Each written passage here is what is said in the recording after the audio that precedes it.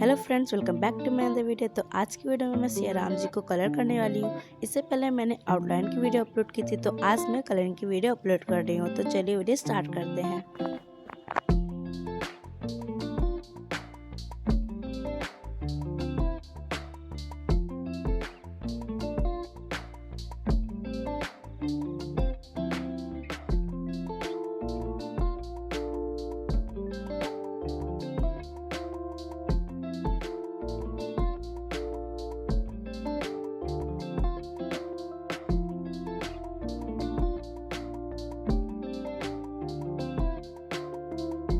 सिया राम जी को कलर करने के बाद मैं यहाँ बैकग्राउंड में येलो और ऑरेंज कलर यूज़ करूँगी।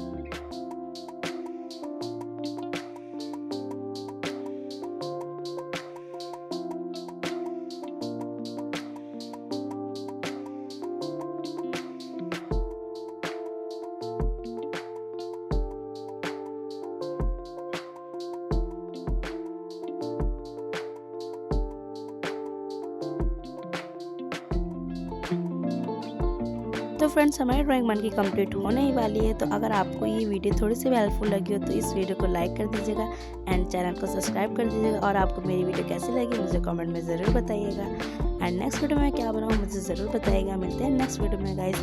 Bye bye, thanks for watching.